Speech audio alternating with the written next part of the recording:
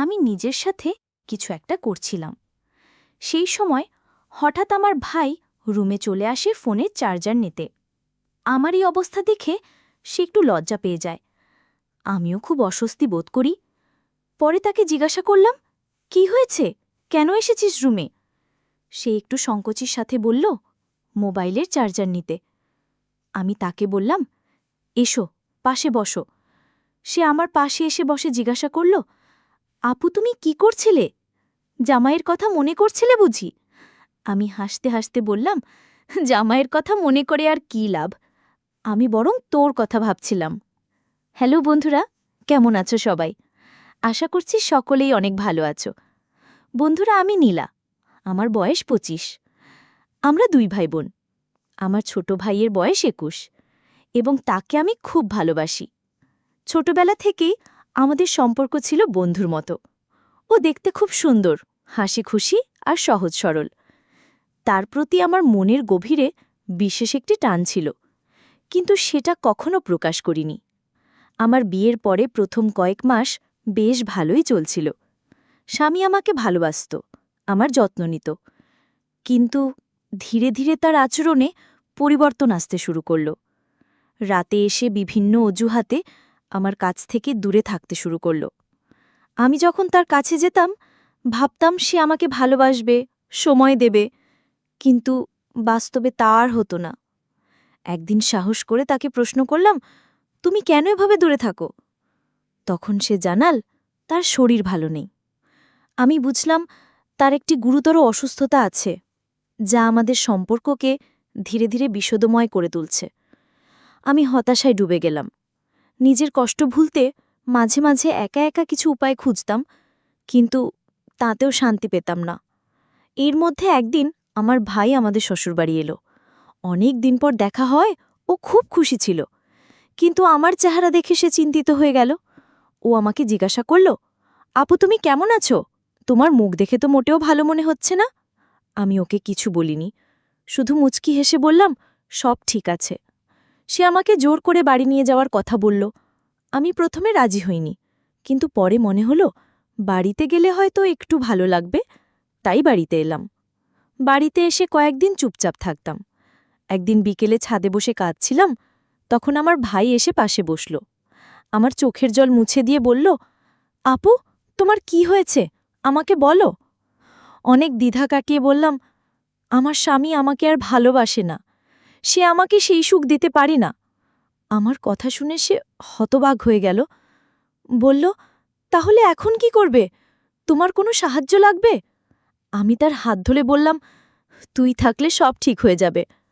ও কিছুক্ষণ চুপ করে থাকল, তারপর মাথা নেড়ে বলল, তুমি চিন্তা করো না আপু, আমি আছি তোমার পাশে। আমি তখন মনে মনে ভাবলাম, এই ভালোবাসার শান্তি যদি আমার ভাইয়ের কাছ থেকে পাই, তাহলে জীবনটা হয়তো নতুনভাবে শুরু করতে পারব। তার এই কথা শুনে আমি বললাম, কি আর দেখবে, তুমি কি আমার এই সুখ এনে দিতে পারবে? আমি এভাবে থাকতে পারি না, অনেক কষ্ট হয়। সে আর কিছু না বলে আমাকে নিয়ে নিচে চলে আসে নাস্তা করার জন্য। আমরা নাস্তা করলাম এবং অনেক গল্প করলাম। আমি মনে মনে ভাবছিলাম, আমার ভাই হয়তো আমাকে নিয়ে কিছু ভাবতে শুরু করেছে, তাই আমি অনেক আনন্দ পেলাম। এরপর থেকে আমি আমার ভাইয়ের কাছাকাছি থাকতে শুরু করলাম, আর সেও আমার কাছাকাছি থাকতে পছন্দ করল। এখন প্রতি রাতে আমি আমার ভাইয়ের কথা ভাবতে ভাবতে নিজের সাথে বিভিন্নভাবে আনন্দ নিতে থাকি। একদিন রাতে ঘুমানোর জন্য রুমে চলে যাই। ঘরের দরজা প্রায় খোলা ছিল। আমি নিজের সাথে কিছু একটা করছিলাম, সেই সময় আমার ভাই রুমে চলে আসে ফোনের চার্জার নিতে। আমার এই অবস্থা দেখে সে একটু লজ্জা পেয়ে যায়। আমিও তাকে দেখে খুব লজ্জা পাই। পরে আমি তাকে জিজ্ঞাসা করলাম, কি হয়েছে, কেন এসেছ রুমে? সে বলল, মোবাইলের চার্জার নিতে। আমি তাকে আমার পাশে এসে বসতে বললাম। সে আমার পাশে এসে বসে জিজ্ঞাসা করল, আপু কি করছিলে? জামাইবাবুর কথা মনে হচ্ছিল বুঝি? আমি বললাম, না, জামাইয়ের কথা মনে করে তো আর লাভ নেই, আমি তো তোর কথা ভাবছিলাম। সে আমার কথা শুনে অবাক হয়ে যায় এবং বলে, কেন আপু? আমি বললাম, এত অবুঝ সাজতে হবে না। তারপর আমি তার খুব কাছে গিয়ে বসে বললাম, ভাই তুমি আমাকে ভালোবাসবে? আমি তোমাকে অনেক ভালোবাসি। ছোটবেলা থেকেই তোমার সাথে থাকার কথা ভেবেছি বহুবার, কিন্তু লজ্জায় বলতে পারিনি। আজ বলছি, সে আমার কথা শুনে বলল, আপু, তুমি দেখতে অনেক সুন্দর, আমারও মন চাইতো, কিন্তু আমিও তোমাকে বলতে পারিনি ভয়। আমি তার মুখ থেকে এসব কথা শুনে অনেক খুশি হলাম আর তাকে আলিঙ্গন করে নিলাম। সেও মিশে গেল আমাতে।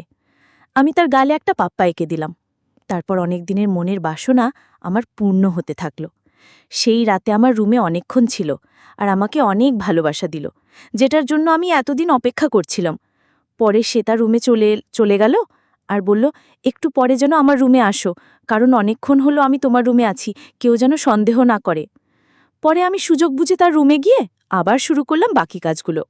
আমার ভাইয়ের এসব দেখে আমি তো অবাক হয়ে গেলাম। ভাবছিলাম যদি কিছুদিন আগে এসব হতো তাহলে আমি হয়তো বিয়েই করতাম না। আমরা সেদিন অনেকবার ঘনিষ্ঠ সময় কাটিয়েছিলাম। যেই ভালোবাসা আমার ভাই আমাকে দিয়েছে, এতদিনেও আমার স্বামী আমাকে এই রকম ভালোবাসা দিতে পারেনি। তাই আমি মনে মনে ঠিক করলাম আমি আমার স্বামীকে ছেড়ে দেব এবং বাড়িতেই থাকব, আর আমার সব অপূর্ণতা আমার ভাইয়ের কাছ থেকে পূরণ করব। এরপর থেকে আমি আর আমার ভাই একসাথে অনেক সময় কাটাতে শুরু করলাম।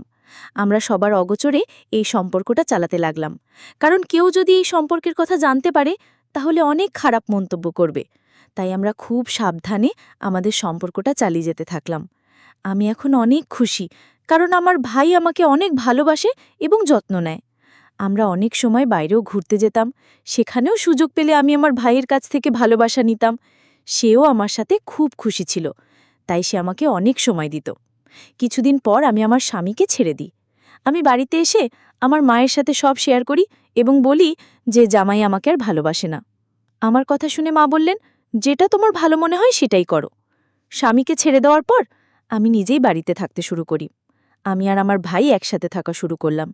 অনেক সময় কাটাতাম, গল্প করতাম, যা আমার জন্য অনেক ভালো সময় ছিল। এখন আমরা সুযোগ পেলেই আপনভাবে সময় কাটাই। বন্ধুরা, গল্পটা কেমন লাগলো জানাতে ভুলবে না। ভালো থাকবেন সবাই। কথা হবে পরবর্তী একটি ভিডিওতে।